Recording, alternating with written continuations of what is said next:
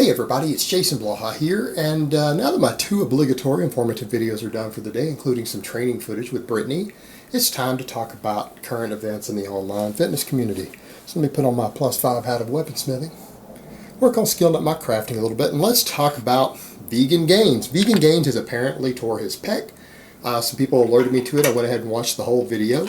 I'll be honest, I haven't really kept up with what Richard's been up to these days. Now, a lot of people are already making the jokes like, well, you know, if he just ate more steak and more meat, he wouldn't have tore his chesticle. I'm not going to go there. That's kind of ridiculous. I'm not a vegan.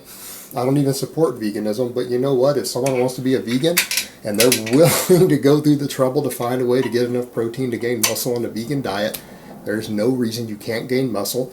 No reason you can't be a strength athlete. There's no reason you can't be strong and have a lot of muscle as a vegan. It can be done. It's doable. It's just more work. And because it's more work, and I don't personally see the benefit to it, I disregard it because I just don't believe in it. But the fact of the matter is the fact that he's vegan actually has nothing to do with that. And in fact, the arguments that people are making, well, if he just eat more meat, well, if you want to say that if he'd eat more meat, he'd have more muscle, he would possibly injure himself even easier. So I don't think that's a particularly good argument. The fact that he's vegan has nothing at all to do with his injury, not a zip zilch. So actually I looked at what's going on and I want to make some recommendations to Richard here because I don't actually dislike Vegan Gains. There are a lot of people in this community I don't like. I don't really have a problem with Vegan Gains. Of all people, some people are like, really? You don't? No, I really don't. I really don't have a problem with the dude. And I don't have a problem with what he wants to promote. At least he's evidence-based. At least he stands by his convictions. You know, I'll give him a certain amount of respect for that. So, that being said, there's some problems with his bench press and other stuff going on. And I know he's like, well, I keep trying to get stronger on the bench. I'm doing good. Here's the problem, Richard. First of all, you're grinding too much. And I'm going to get over to your dips in a minute, but I do believe your bench press technique did contribute to your possible pectoral tear while doing weighted dips.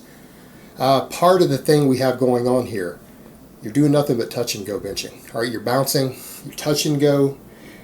Here's the problem. You're not building enough strength in the chest at the bottom of the range of the motion on the exercise. That is going to limit strength. That's going to limit flexibility of your pectorals. You've got to quit doing that stuff. And the reason you have to bounce and do touch and go is because you're too loose. You do not set up tight enough on your bench. You're like a big floppy noodle on the bench. You've got to learn to dig in tight. And the way you shake on every rep, the way you shimmy a little bit shows me that you're not tight. You need to be able to pass what's called the pencil test. And I always say the pencil test is you need to be ratcheted up so tight on your bench press that your workout partner couldn't pull a pencil out of your ass with a tractor. Call it the pencil test. You're loose, you're floppy. You guys have watched me do relatively heavy benching. I've done plenty of pause work for reps with over 300 pounds, regular working sets for you guys on camera over the years.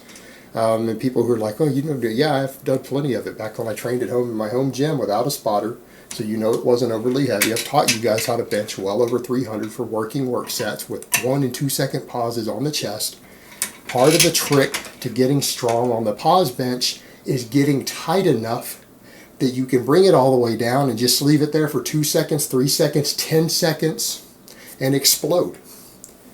Because you're tight, you're able to store energy and you don't get loose. And if you're too loose, that's the reason it's more difficult to pause bench. That's the reason you have to touch and go to lift a respectable weight.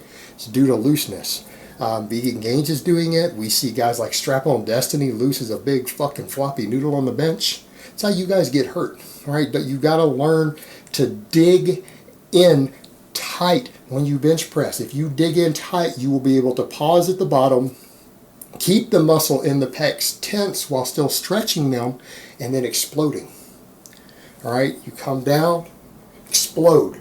Come down, explode.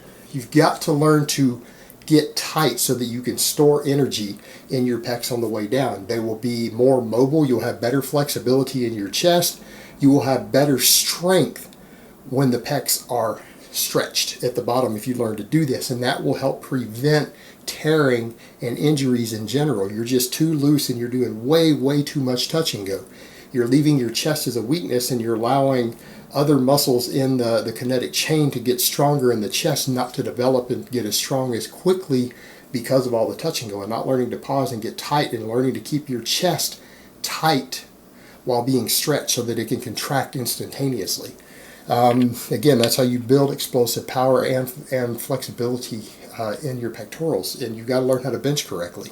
Because he isn't training that on the bench press as primary exercise, when you're getting over to the dips, running into the same thing. You know, he's like, well, my dips aren't that heavy, it's only this much weight. Well, you're shaking on your dips. All right, and I can understand if you just deadlift. You guys have seen me shake on weighted dips after doing really heavy deadlifts, so that's peripheral nervous system. It is heavy.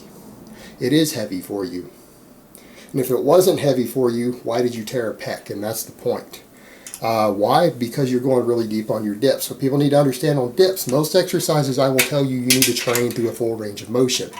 Weighted dips are one of those exercises because your body can clear through where a normal bar path would be. Even dumbbells, when you turn them in, you can only come down so far because they'll hit your rib cage, they'll hit your shoulder, they'll hit something that will physically stop them. On weighted dips, because of the hand position, it's possible to go 5 or 6 inches deeper easily than you ever could with a barbell, if not more. You can stretch to a level that's much deeper on the weighted dip.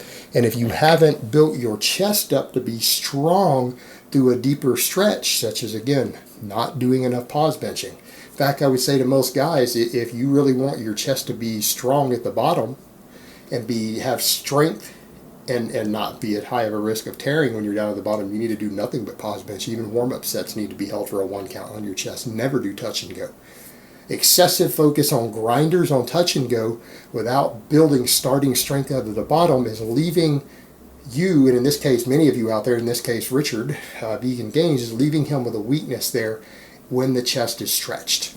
And then he's using probably slightly too deep of a range of motion for someone who trains that way on the bench press on the weighted dip. And think about it, he doesn't have strength in his chest at that range of motion. His chest probably isn't being used to being stretched for any amount of time. And then he goes over and takes one exercise, the dip, which is capable of stretching the chest a little deeper than it really should go, or the shoulder movement from going deeper than it really is ideal.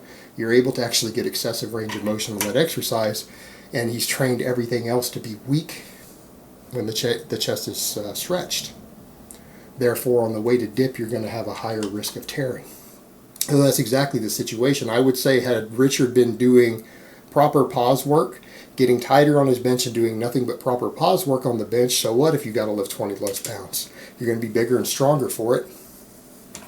Vegan or not, doesn't matter. Last time I checked, no animals are harmed by doing pause bench instead of touch and go.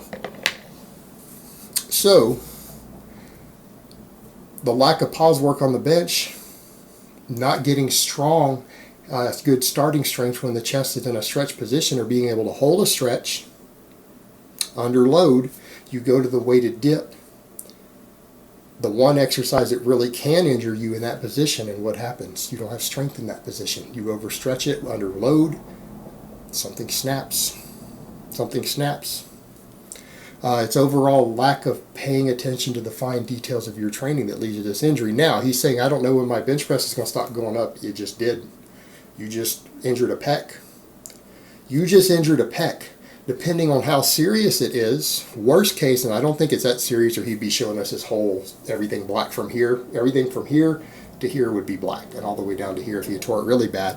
If you tore it bad, you won't be bench pressing again until you have surgery. You won't be benching the bar, empty bar, until you have it surgically repaired. Now, it doesn't sound like it's that bad of a tear. You're going to have to reassess what you're doing. You're going to have to start back over for a little while. You're probably going to have to take 2 or 3 or 4 weeks completely off from any sort of chest work, any sort of pressing. You might, in a week's time, be able to do overhead pressing. But when you go back to bench press, because, again, you've done this to yourself, you probably need to restart and go to pause benching exclusively. And you're going to have to start back light. You're probably not going to be doing 225 plus for reps again if you go back in a couple weeks and are able to bench again. It's not going to happen. You just slowed your progress for a while. You're going to regress a little bit till that injury heals. And then when you come back, you're going to have to make sure that you don't re-cause that same injury again. because oftentimes the same training methods and technique and form that injure you the first time will repeatedly injure you again and again. Like we haven't seen this enough with Lane Norton, you know. So here's what he has going on. So that's my advice to Richard. That's me covering the event, and that's what I think about it. It is self-inflicted. It is to some degree predictable, but it's preventable. He can probably come back from this, but he's going to have to train smarter in the future. He's going to have to check his ego at the door, learn to get tighter on the bench press, learn to pause, learn to bench correctly, check his ego at the door, and quit going, oh man, I just want to get to the 275 reps and doing 265. It's the shit that's hurting you. Check your ego at the door. You'll be better off for it. And then you'll be able to safely get to 275, maybe get to 300, maybe you'll get to 300, maybe even 315 without hurting yourself. It's obtainable. I don't see why it isn't obtainable in the long term. You have to put in some work, but I think it's doable. But not if you keep injuring yourself like this. Alright guys, but that's really all I have to say on that today. I hope it's been informative, and I will talk to you guys next time.